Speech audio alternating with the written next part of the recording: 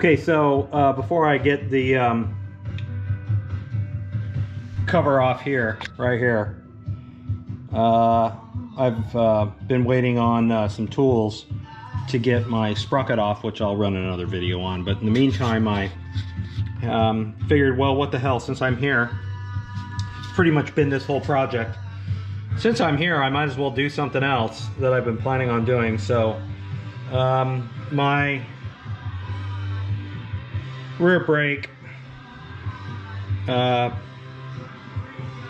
in my rear brake reservoir, where the I got to tighten down these bolts, where the brake fluid goes to run the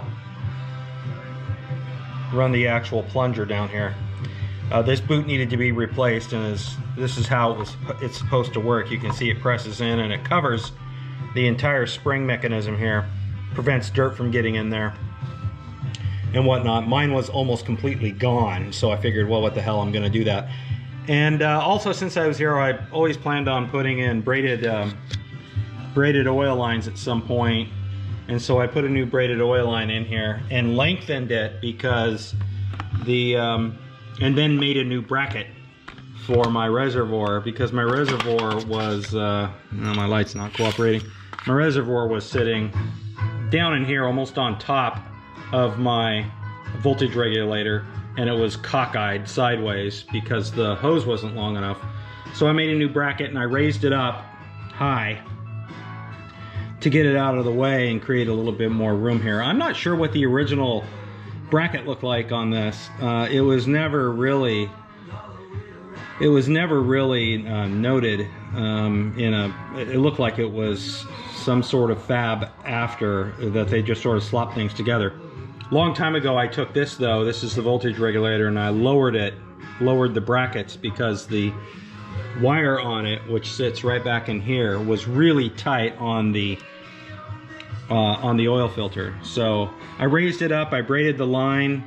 I could go lower if I want. I've got 2 more slots that I could pull here if I wanted to go lower, but I probably won't. I'll leave it right there. It's enough out of the way.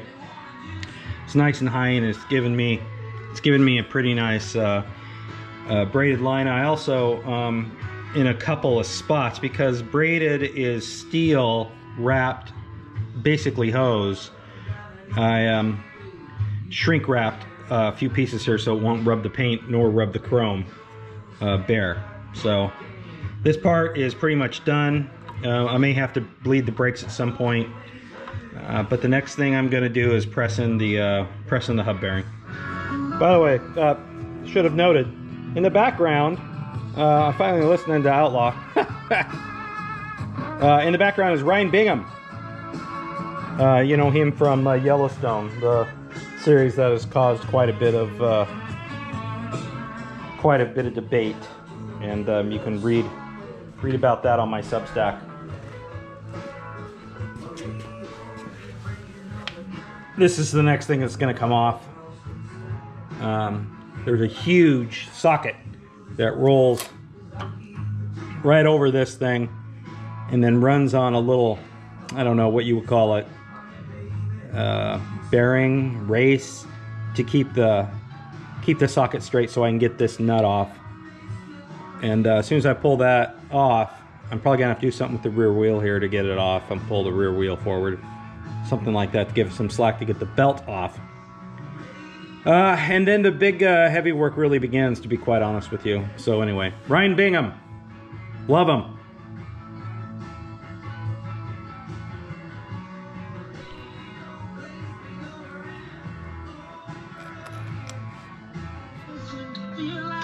Okay, this is the hub here. Well, the hub is going to be pressed into it, but this is where the bearing's got to be pressed into, and this is kind of an art. So this is kind of it's a little tight maybe, but it fits perfectly. And if that doesn't work, I'll do this one. It's a little looser. We'll press it in there. This has been in the refrigerator, freezer actually, all morning. So one thing we do is we use science. Cold shrinks metal, heat expands metal. So This is a little bit smaller by thousandths of an inch, and this will help press it in. And sorry about Jason Isbell in the 400 unit, former band member for the Drive-By Truckers on the music, by the way. Okay, here we go. So that's pretty much it right here. And the snap ring goes in here, and that goes in next. So snap ring looks pretty much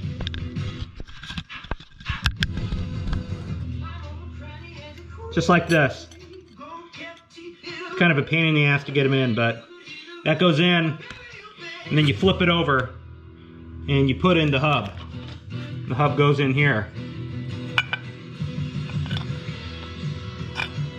So I'm gonna have to wait though until tomorrow. So I want the hub to heat, the bearing to heat up, and then I can snap in the rest of the hub. And then there's a little snap ring like this guy here. It goes around this and keeps it in. And then when you're pressing the hub in like that, you have to have something else, probably the same thing I press this in with. I'll put here on the bottom, hold it up, hold the bearing in, and then we press in the hub. That's pretty much it. That's going to be it for today probably. So there we go. Now this is a hell of a way to start a weekend. The rear caliper was frozen, so this was supposedly just done, but this bolt right here went in here, and it was stripped out. It's a Torx bolt. Those Torx bolts are notorious pieces of crap for stripping out. So I had to take a wire wheel, and you can see I did damage to my caliper here, which is the only way to get it out. I tried everything. Heat. I tried drilling a slot. That's how I started this, drilling a slot in this so I could get a screwdriver in there, and also put a wrench on a screwdriver. If you have one of those screwdrivers, they're very handy. Nothing would make it budge. Stuck a drag link in it to in the slot here, the cap bolt. Nothing moved it until I started grinding it down, and the only way to grind it down was getting in there. And you can see here that it must have been somehow stuck to the lip here. So that lip is gone. I'm probably gonna have to replace this whole damn thing. But that's not the worst of it. The brakes were supposedly changed, and they were almost all gone. So it's a good thing I got this damn thing off. Before you get that off, though, of course, you have to hold the brake. Here's my pulley nut is off now, so I can grab this, and oh, there it is. Move it.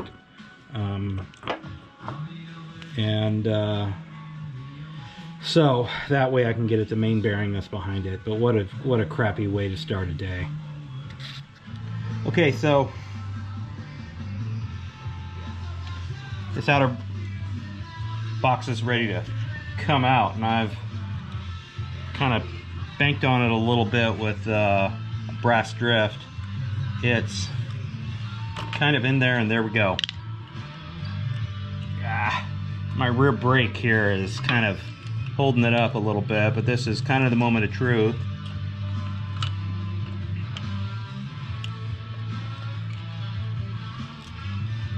Just what I need to do is replace my brake line, you know, which is a solid line, by the way. It's not a hose.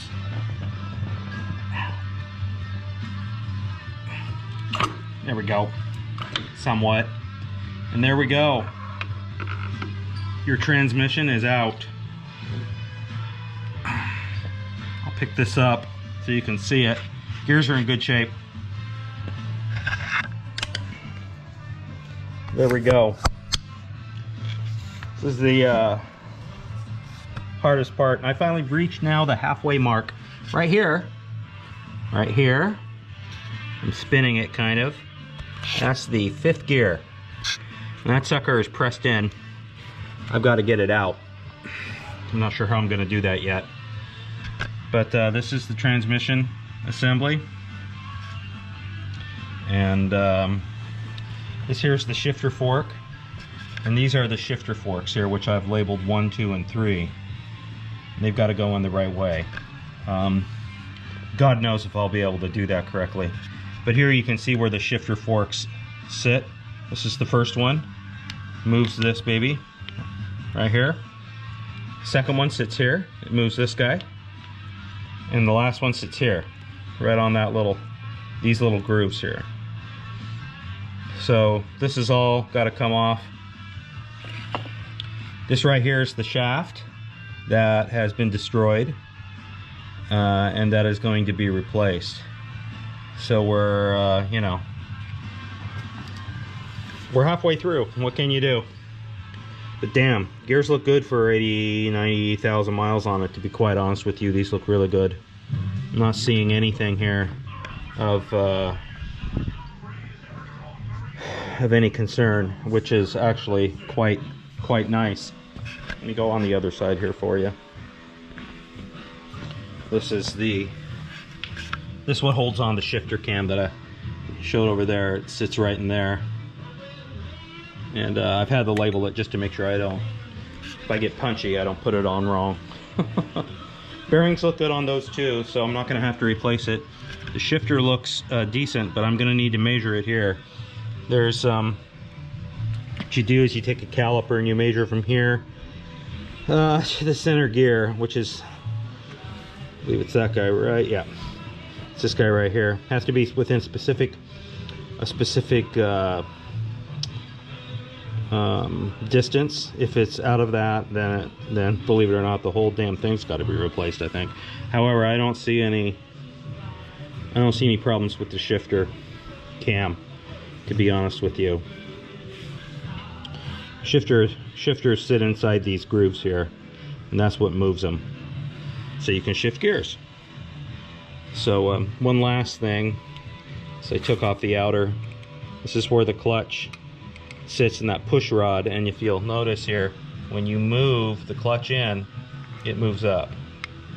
And how does it do that? Well, it's got 3 ball bearings in there, and these ball bearings move up here these little inclines, and that pushes on the clutch on the other side, which engages the clutch and it spins, so you can shift gears, allowing the cam here, the transmission here, to sort of float, so you can shift these babies back and forth, if you know what I mean.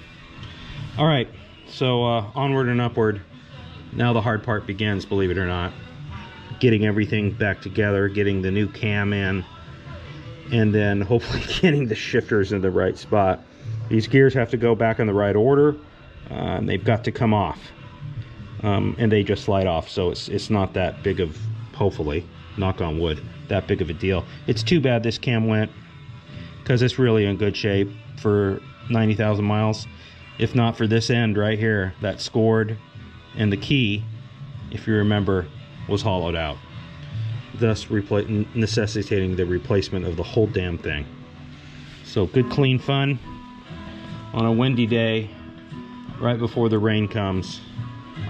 And it's finally, we had a warm day, 75 today, and then we're going to drop back into the 30s. So there we go.